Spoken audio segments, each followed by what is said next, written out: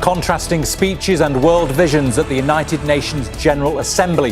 Attacks on the validity of the UN from US President Donald Trump before he met other world leaders there to discuss Gaza and Ukraine. So how important is the UN General Assembly in today's world? This is Inside Story.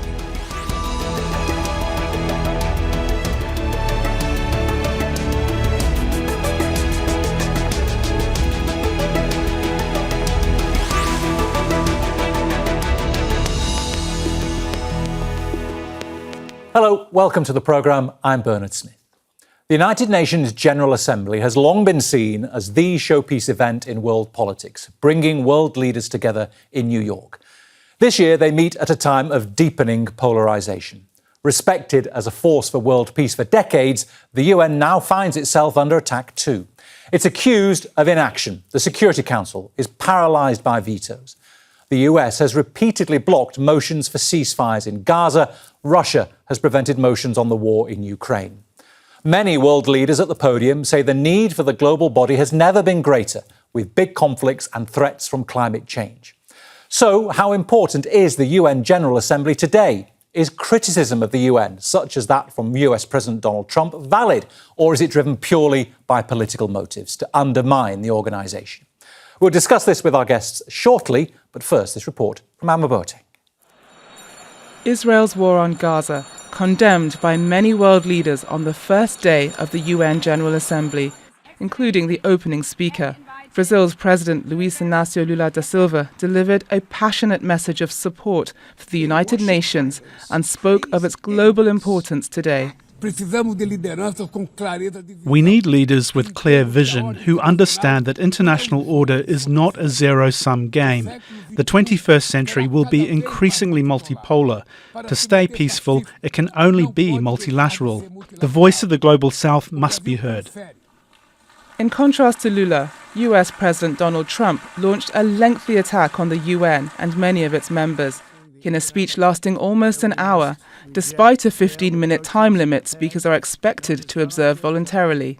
Among the many topics were immigration, climate change, the Ukraine war and Gaza, where the US has armed and backed Israel's war throughout and repeatedly used its veto to block ceasefire motions at the UN Security Council. As everyone knows, I have also been deeply engaged in seeking a ceasefire in Gaza. Have to get that done. Have to get it done. Unfortunately, Hamas has repeatedly rejected reasonable offers to make peace. We can't forget October 7th, can we? Now, as if to encourage continued conflict, some of this body is seeking to unilaterally recognize a Palestinian state. Trump's isolation on Gaza and Israel was clear from the views of other world leaders at the podium. Turkish President Recep Tayyip Erdogan thanked the countries that recently recognized the state of Palestine and condemned Israel for its actions in Gaza. There is no war in Gaza. We cannot possibly talk about the presence of two sides in Gaza because on one side there is a regular army with the most modern, most lethal weapons, and on the other there are innocent civilians, innocent children.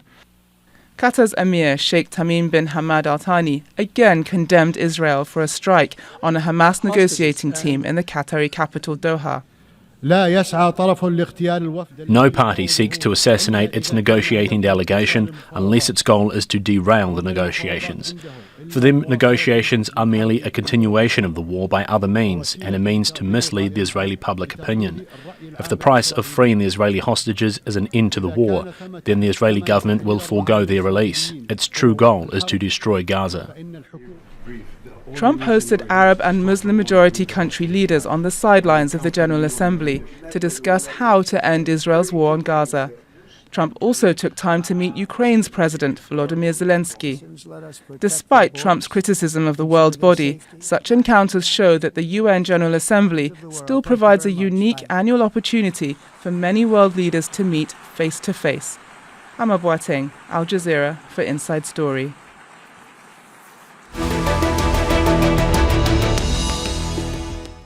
Let's bring in our guests. Ravi Agrawal is editor-in-chief of Foreign Policy magazine. He joins us from New York. Maleeha Lodhi is former Pakistani ambassador to the United Nations and also served as Pakistan's ambassador in the US and Britain. She joins us from Islamabad. And Mark Seddon is director of the Centre for United Nations Studies at the University of Buckingham. He's also a former senior UN official and speechwriter for previous UN Secretary-General Ban Ki-moon. He joins us from Hereford in the United Kingdom. A warm welcome to each of you. I'll start with you, Ravi. It seems that everybody's had something to say. Everyone I've noticed had something to say about the travails of the UN in the last few weeks. Pope Leo XIV has said it seems to be generally recognised the UN has lost its ability to bring people together. What do you say to that? Look, I mean, the old joke goes that if the UN didn't exist, we would invent it, right? We need a place where you have all of the leaders of the world come together.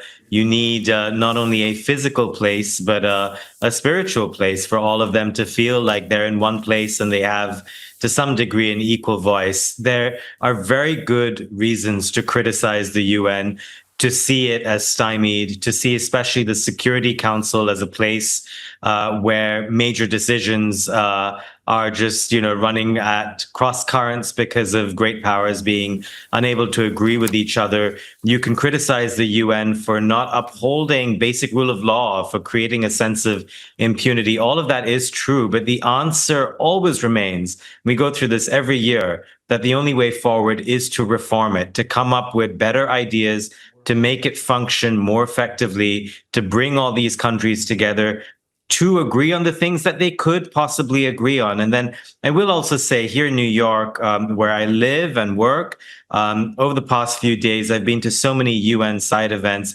We tend to focus on the geopolitics. There are a lot of other smaller things on education, on tech policy, on climate policy that may feel stymied at the biggest level, but a lot of good things do get done at lower levels. Sure. Ravi, we'll come back to that question about on reform shortly. Maleeha, is the UN losing its ability to bring people together?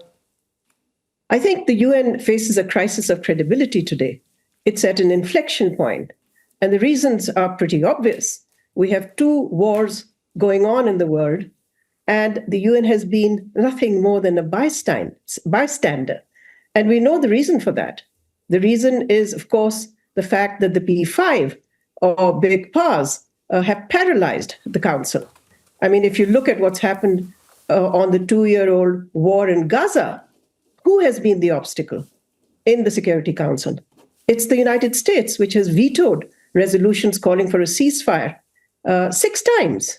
And on Ukraine, of course, it's the Russians who have vetoed resolutions. So I think what you're looking at is the reality that governments and people across the world tend to judge the UN through the prism of its peace and security pillar. It does other things reasonably well, no doubt about it. Its humanitarian initiatives, its development role, no question.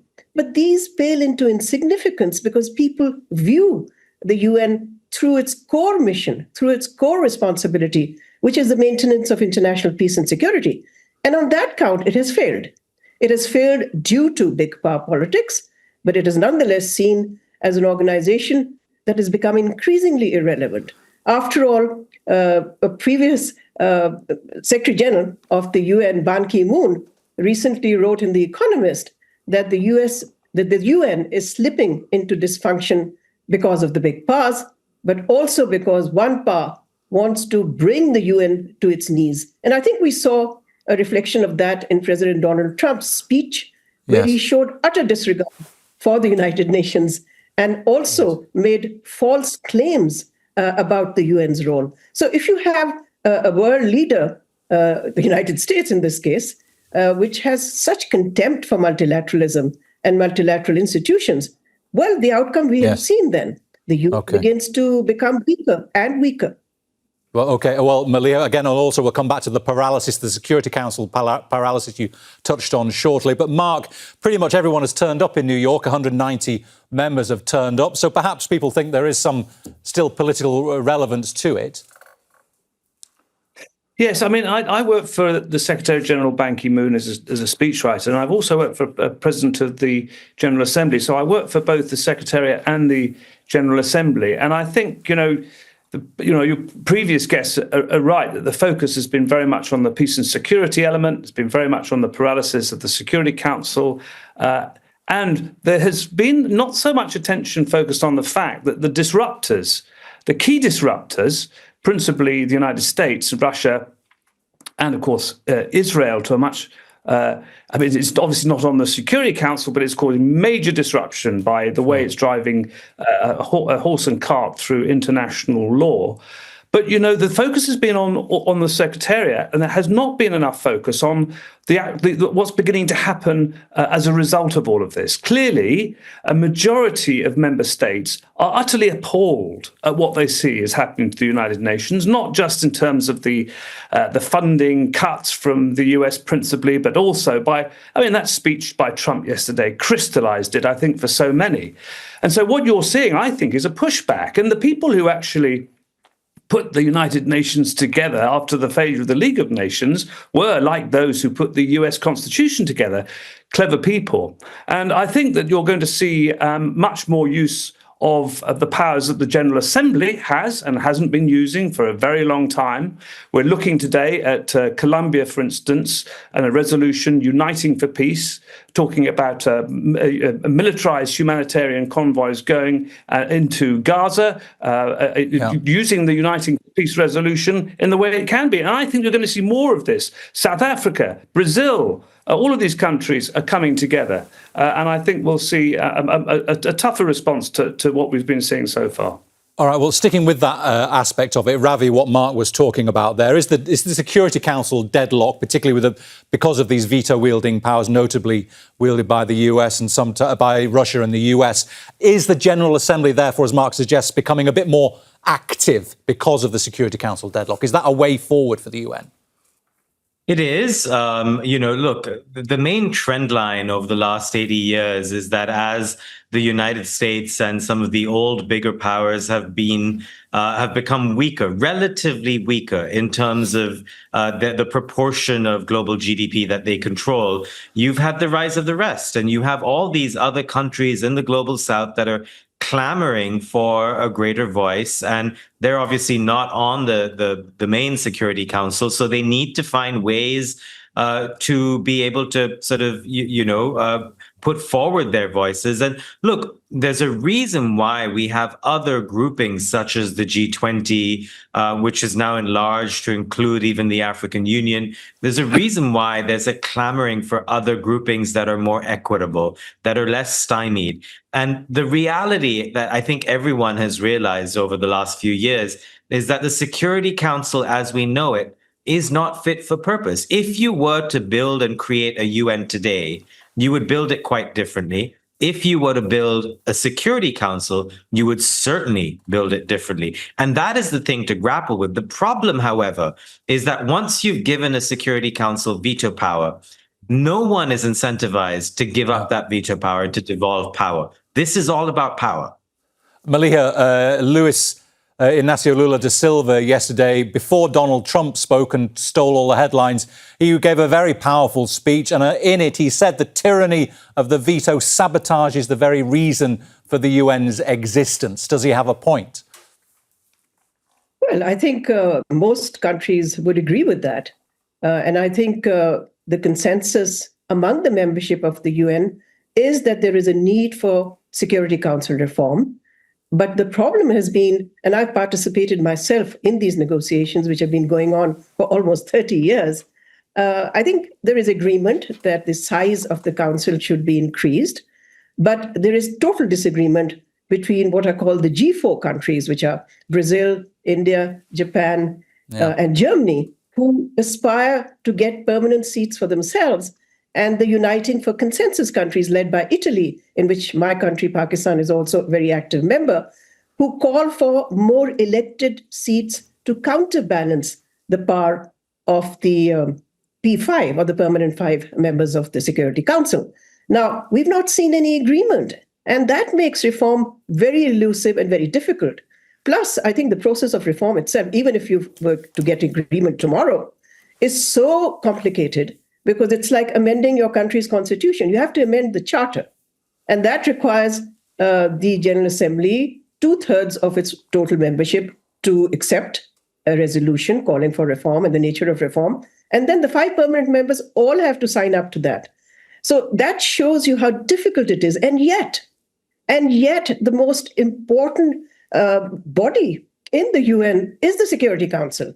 And it's at the heart of the dysfunction of the United Nations. As I said before, the UN may do other things very well, and it certainly does. But people judge the UN from the role of the Security Council because it is their primary responsibility to stop wars, prevent wars, and deal with the crisis that is today sweeping the world.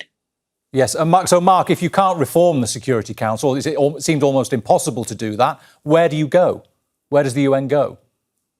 Well, I mean, there have been. It's absolutely right. I mean, reforming the Security Council has been a mantra that's been around for decades, and every president of the General Assembly is elected on the basis that they're going to do something about it. It is, for all the reasons we've been talking about, extremely difficult. But I think there's a kind of pivotal point coming now. I mean, you can see that the United States, with its, in particular, with its wrecking tactics, are driving countries together to such an extent that they may feel it's absolutely necessary to act to save the organisation and to give it the clout that it needs. But I'll also say that it has been possible, for instance, in the past, to get through specific change. I mean, responsibility to protect is no longer really talked about, but it probably should be, because responsibility to protect was a real battle to get that through and accepted. But it was. And in a situation that we have, for instance, in Gaza right now, in Sudan right now, that is exactly where responsibility to protect should be being instituted. So, you either face a situation whereby, like the League of Nations, you walk away, abandon it, and head for a kind of a situation where you've got a law of the jungle, which is what the Trumps of this world seem to want, or the Netanyahus, or also the Putins. Or you get together and you save it because it's worthwhile for all the reasons we've talked about. Ravi, is there frustration as well in the global south, particularly that Europe's outrage, for example, over the invasion of Ukraine hasn't been matched by outrage over what's happening in Gaza? And there's an impression you get a lot from outside Europe that these are double standards that the UN is using. Yeah, there is a double standard. There's no doubt about it. I think there's a hypocrisy that is quite clear in how not only the United States, but also Europe and also other countries have been approaching the two main wars of our moment right now. There's a reason why I think countries are so polarized over what's happening in Gaza, and they feel that other countries with certain interests with Israel are just unable to call it out or act in the interests of the Gazans in the way that they should. And similarly, when you speak to Europeans, they feel that many countries in the global south haven't been as tough as they should be on Russia, and hence the polarization. I want to build on Mark's point. There is a sense now that we're entering an era of impunity. There is a sense now that we're entering an era of jungle law. And what happens then is you kind of need to hit rock bottom. And I think we are heading in that direction where countries around the world will realize that this system of leaders being able to act with impunity, of breaking rules without anyone being able to tell them anything, is not good for anyone. You ruin the global commons. And most of all, in a world in which might is right, the biggest countries might benefit for a little while, but spare a thought for smaller countries. And most of the world is comprised of smaller countries that really can't compete in that arena. And then lastly, I will say, countries that are rising up in clout and might need to put their money where their mouths are. As the United States declines its global share of GDP, I would hope that countries in the Middle East, in the Gulf, in South Asia, in Africa, they spend more money on various UN groups, not just the main UN, but also, for example, allocating more resources to the UNHCR. If it is a pay-to-play world, then play that game and make it a more equitable system. Maleeha, picking up on what Ravi says there, does that mean then that countries, I guess, like Brazil, South Africa, China, India, perhaps to a lesser extent Pakistan, they need to step up to the UN? Well, Well, I think Ravi makes a very good point. Remember that the voice of the Global South has very much been to strengthen multilateralism and to strengthen multilateral institutions. So that's the call from the Global South. But I think one also has to recognize that China has stepped up to the plate. It is contributing much more and is filling also the diplomatic vacuum that has been left by the US withdrawal from the United Nations in many respects. I mean, don't forget, it has exited from several UN bodies. The UN Human Rights Council, it's announced that it would want to withdraw from it, WHO, UNESCO. So, I mean, on the one hand, you have all of this happening, and of course, huge funding cuts to the UN. But on the other hand, because the Global South wants a strengthened UN, wants strengthened multilateralism, I think in the days to come, we will see many countries that have the resources stepping up to the plate. OK, Mark, I'd like just now to switch slightly and discuss how the UN is trying to reform itself in some way. It's not oblivious to, obviously, the criticisms levelled against it. Just tell us quickly what the UN80 programme is that the Secretariat has launched and whether you think that will do enough to reform the UN. No, I'm rather concerned, like a lot of people are, about that, principally because it seems to be about a shake-up of the bureaucracy, if you like. Now, any bureaucracy needs a shake-up, of course it does. But I mean, what seems to be happening is that the Secretary General in this case is saying we're going to cut the budget before we sit down and talk with Trump and do a deal, which is the wrong way. Any trade union negotiator would say, don't do that. And if you're dealing with somebody as capricious as Trump, it's complete madness. So I'm not altogether convinced by this, the push behind all of this. It seems to be about, and by the way, some of the people right at the top seem to be quite safely ensconced in their senior positions and won't be subject to any job cuts. So I think all of that is probably misdirected.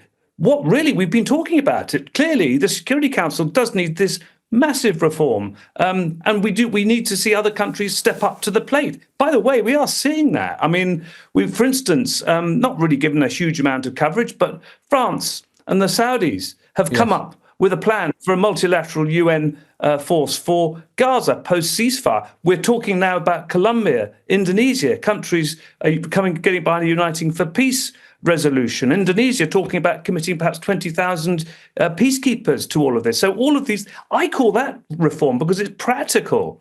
I'm not entirely convinced by UN 80, that much that I know about. It seems to cause an awful lot of upset amongst a lot of key, very important UN organisations and people. Ravi, do you share Mark's reservations about how the UN Secretariat plans to reform itself? I do as well, I'm afraid. Look, there are so many different plans, not only from the Secretariat, but from various countries that have made proposals for how to reform the UN Security Council. And as with every single thing, it is mired in personal interests. It is mired in, power. Again, no one wants to give up power. And therein lies the problem. I think what gives me more hope is that I do see the world sliding towards a real crisis, if it's not already in there. I do see massive changes underway. Maleeha mentioned China quite rightly. And I think, we're in the middle of a big tussle for global power, authority, moral power. And if China is able to take at least one aspect of a lead on it, in helping the developing world tackle climate change, for example, with its massive advances in solar and wind technology, talk about a hopeful good news story. I feel like that is the kind of thing you need the old system, this 80-year-old system of the UN, in a sense, to hit rock bottom before people are willing to look at proper proposals to devolve power and come up with a new plan. Maleeha, is the UN going to be able to reform itself along the lines of UN80 or any other way? Well, UN80 is really about, it's being driven by spending cuts. So it's kind of putting the cart before the horse. And it really aims to make, it has an ambitious goal to make the UN more efficient and leaner. But, some of its ideas are pretty controversial at the very start of the process. For example, it aims to streamline mandates. And if that is done in an arbitrary way, cutting back on certain functions that the UN performs, which may be politically motivated cuts, then you're not going to get consensus at the UN. And I think for that reason, it'll have to be a member state-driven process, because only that will have the legitimacy. The Secretariat cannot, and I don't think it will, impose any reform. It can generate ideas. In fact, sadly, last year's Summit of the Future, which produced the Compact for the Future, really went nowhere. Okay, it endorsed certain international norms, but that's about it. It didn't really translate into anything substantive or structural in terms of reform. Okay. Mark, quickly, you talked about the League of Nations earlier. It drifted into irrelevance because it failed to stop the Second World War. Do you see there's a risk of the UN doing the same? Yes, I think patently there is that huge risk. I mean, an awful lot seems to be hanging on the but if you sort of tune in to global media, this kind of absolute obsession with what Trump does day to day, so much of all this seems to depend on the whims of President Trump. Does he want to change his attitude towards Putin in Ukraine? Is he prepared to make a phone call to Netanyahu? On all of this, on top of this, of course, his various claims. I mean, apparently he's ended 7 wars, or is it 9? I can't remember. So if essentially our multilateral global order is going to be surrendered to any particular strongman, wherever that's from, we are in deep, deep trouble. And yes, what are the restraints? What are the restraints on some of these leaders for stopping them from going into wars? And Ravi, very quickly, do you share that analysis of Mark's? Yeah, to a degree. Look, I mean, I think the thing we all have to fight hard towards is to come up with different ideas to defeat the strong men who want to change the way the world has been running in terms of multilateralism. We need to combat that with ideas. And I do believe that all the forces that are pushing the world towards disunity, at some point, when they don't deliver results, that is when a proper opposition needs to come up, be ready with ideas. All right, folks, I wish we had much more time, but we are out of time, unfortunately. I did try not to mention Donald Trump too much, but it is very hard. But thanks to all of our guests, to Ravi Agrawal, to Maleeha, Lodhi and Mark Seddon. And thank you too for watching. You can see the programme again anytime by visiting our website, aljazeera.com. And for further discussion, go to our Facebook page. That's facebook.com/AJ Inside Story. You can also join the conversation on X. We are at AJ Inside Story. From me, Bernard Smith, and the whole team here, bye for now.